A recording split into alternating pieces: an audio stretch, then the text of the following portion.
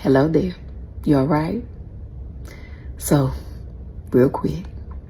Now, many of you already know this. And if you read my last book, not my children's book, but I did a new thing. I talk about my nephew in this book. My nephew has been incarcerated, has been in prison for the last 15 years, over 15 years, and still has about 6 more to do if he does all of his time. And we're living in a world right now where people are not being treated as human, okay? And so I wanted to remind families who are living with someone behind bars. I know that it's hard. I know that it takes a toll, okay? It's been 15 years for us. We do those days with them. We're not, in prison. We are not behind bars. We haven't lost our freedom. But a piece of us is in there. It sometimes feels like a death or a sickness, but the absence is heavy. And sometimes the strain, right, financially, because I've been putting money on my nephew's books for 15 years, right? So has my daddy, so has my sister, visiting, all the things that we can do when possible, right? But it can get heavy.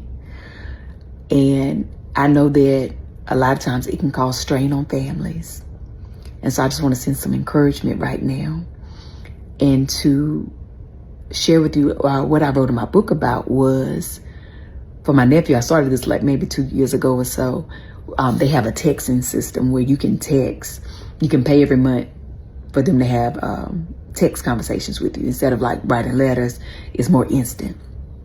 And so I started doing a word of the day with my nephew. And so I would do a word of the day like, trust. Tell me what that word means to you, and I would tell him what that word means to me. And it would start a conversation.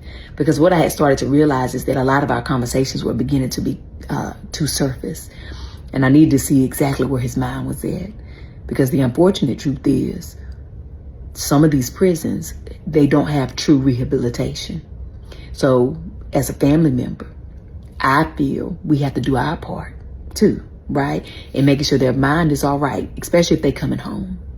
So you want them to have some type of mental connection with you so that you can know exactly how they're thinking, because they're going through a lot of things that we will never, ever understand in the inside, right? And 15, 20 years on the outside, this whole world has changed since he's been gone. So I'm trying to make sure I stay connected with him mentally. And so I want to encourage you out there who, your family, whether it's your children, your cousin, your nephew, your grandchild, your mama, your daddy, whomever it may be, make sure when you're checking in, we check in on the mental, right? It can get tough. And sometimes the relationships are not great. And I get that as well. But if it is, and if you are able, I encourage you to check in on the mentals and try to understand that if it's never been something you've had to deal with, you may never understand it. But give people grace who have children or family members who are in prison, because things are heavy. Oh God, things can be very heavy depending on the time of the year, sometimes the time of day. It can be very heavy. So let us all be mindful to give grace, because sometimes you never know that somebody is fighting a battle that you know nothing about. Okay? All right, that's it. I love you. I just wanted to share that it was heavy on my heart today as I was talking to my nephew this morning. And it had been quite some time because he was in solitary confinement for 6 months. And I got to finally talk to him today. And so today's word is grateful. So that's it. I love y'all. Praying for y'all. I see y'all. I understand y'all. All right? Hang in there. And go about your business. Okay? Have a good night, honey. Tomorrow, have a good day. But even if you can't have a good one, don't you dare go messing up nobody else's. I'll see y'all later.